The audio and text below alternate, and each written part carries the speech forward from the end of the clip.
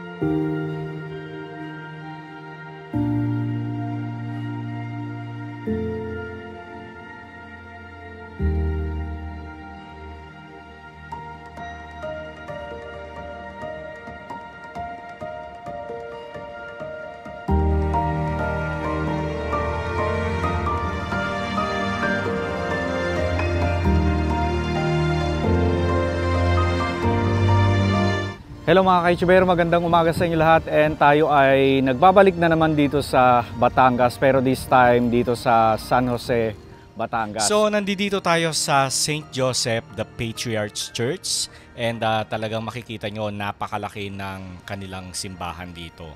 And napaka-spacious ng harapan ng simbahan, malawak ang parkingan para sa mga sasakyan, at napakaraming mga puno.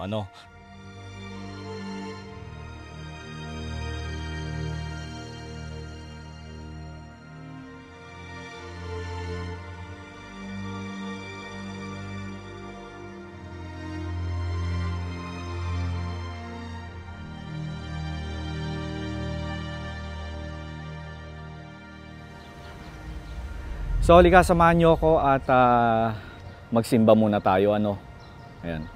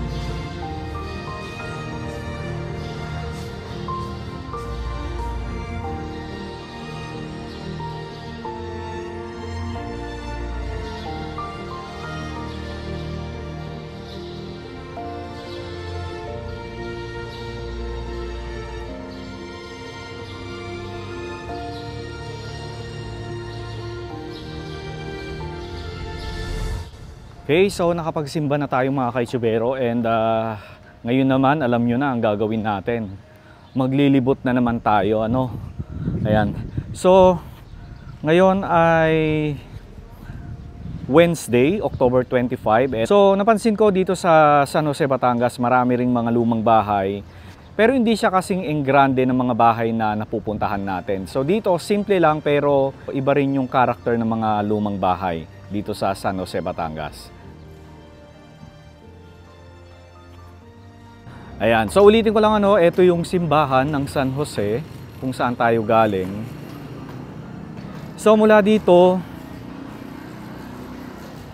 may isang bahay na fully restored. Pero ito, parang clinic ito. Hindi ako nagkakamali. Ayan o. Diba? Fully restored na siya ngayon.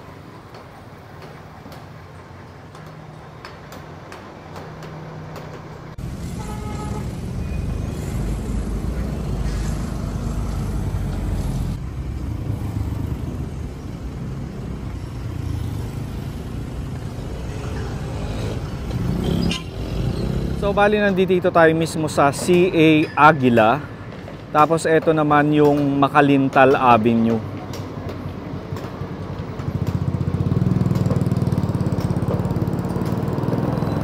Tapos ito naman yung pamahalang lungsod ng San Jose.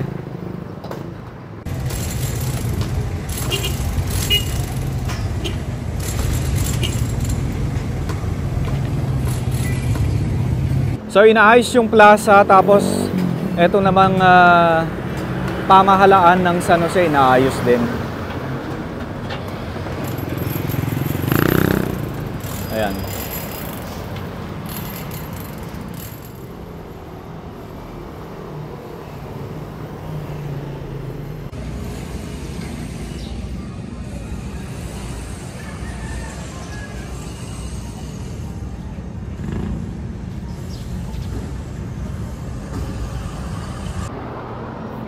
Okay, so ulitin ko lang, Makalinta Avenue. Ganda ng bahay, oh.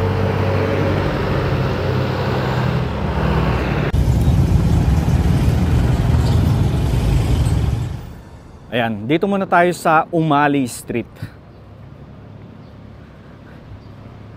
So samahan nyo lang ako mga kaitsubero ha, sa pamamasyal.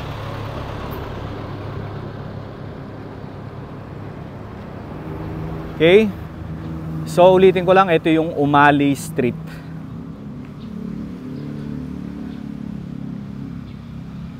Ganda nung ano nila, mga kaitsubero.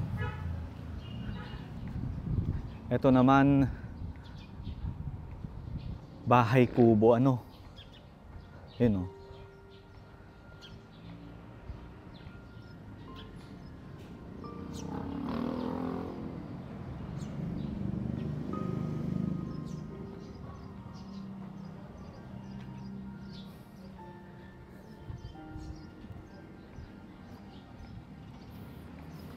O diba, para tayong ano, para tayong surveillance dito. Yun yung dating natin. Ayan, eto Marquez Street. Ayan, Marquez Street. So dito tayo mga kaitsubero. Dito tayo lalabas.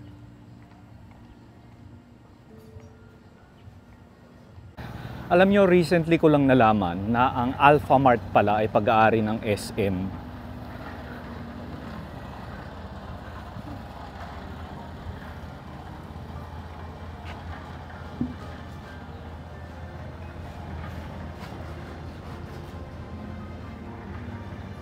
O, diretso tayo dito.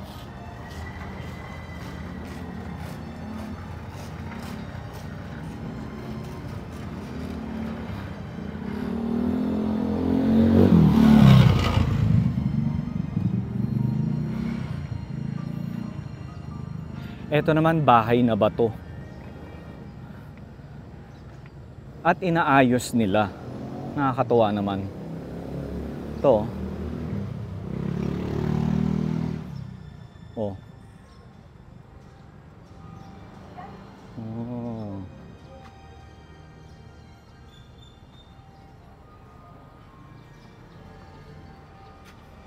Diba?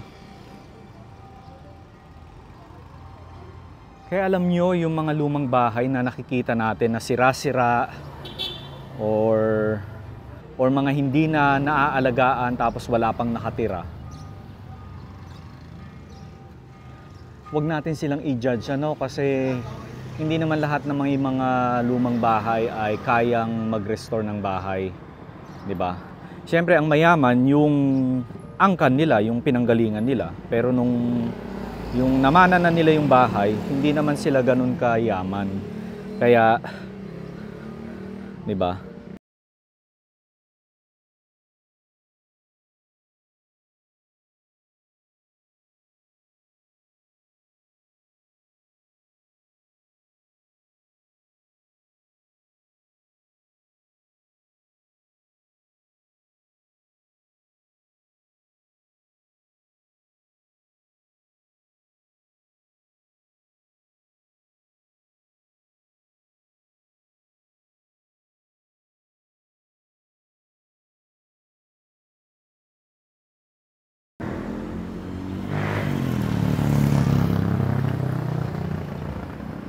Okay? Tapos eto naman, San Jose Ibaan Road. So dito, actually nadaanan ko to kanina by car.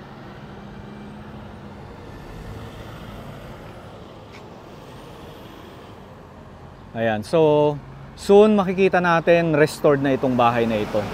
And I hope na gawin siyang, I hope na i-open siya sa public para naman makita natin at ma-encourage yung mga nagbabalak na hindi pa nakakapag-restore. Ayan.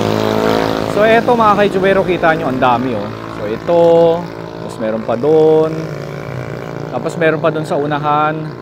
Ayan. Diba? Leng.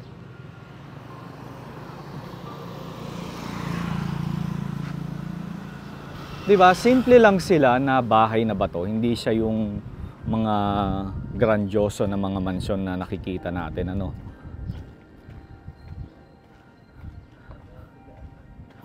Tapos eto naman, gandali ka nga, lapitan natin.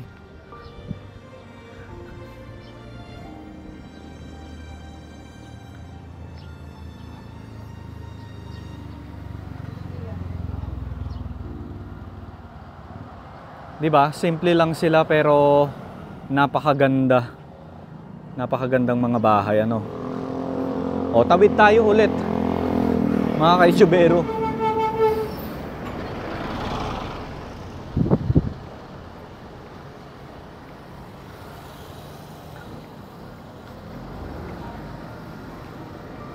So eto, parang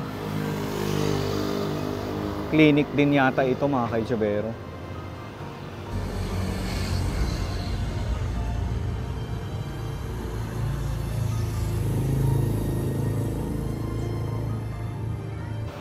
Kasi may nakasulat eh. Or siguro nagre-rent lang sila, Jeff Masilungan. Ayan. Pediatrician, Ayan, siguro nagre-rent lang sila rito sa bahay na ito. Pero hindi sa kanila yung bahay. Ewan ko lang mga ka-YouTubero, ha. Oh.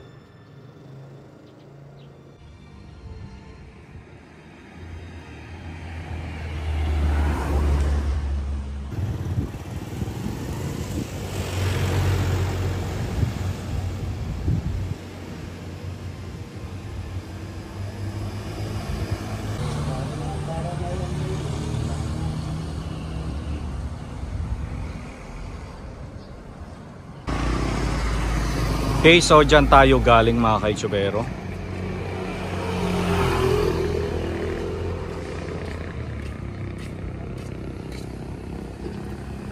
Okay, so ulitin ko lang, yan yung ginagawang municipal hall ng San Jose, Batangas. Tapos dito naman, yan yung plaza. Tapos yun yung simbahan. Tapos ito, lumang bahay din, pero ngayon isa ng RCBC,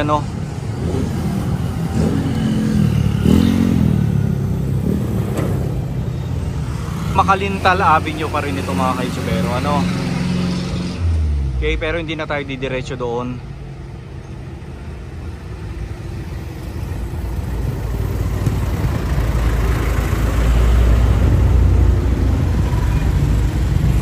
Okay, mansion naman itong bahay na ito, Ayan.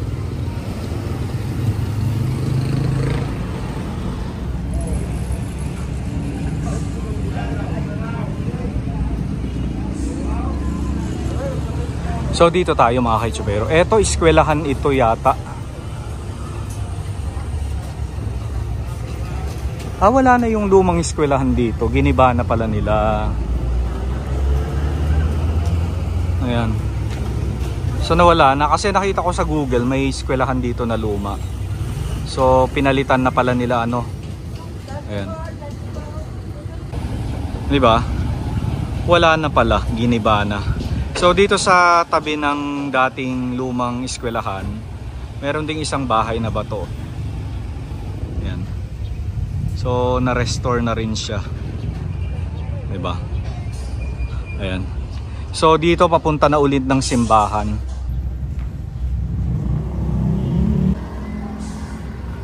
Okay, simbahan na ulit tayo.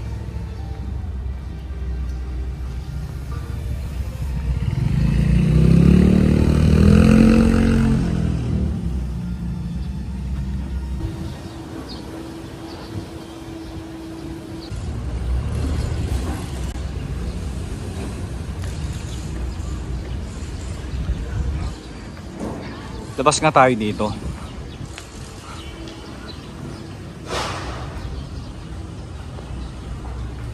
Ano bang meron dito sa pinakalikod ng simbahan?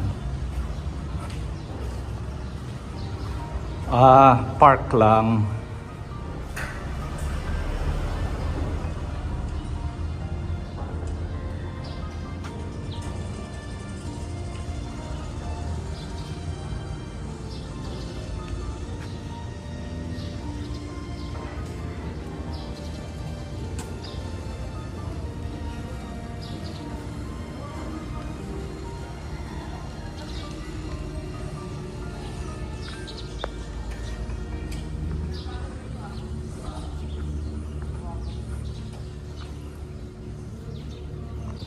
Ayan. So dito, St. Joseph Marelio Prayer Garden.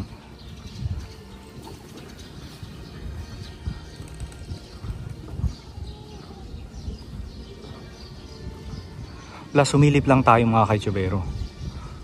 Pero hindi na tayo papasok doon sa loob, ano?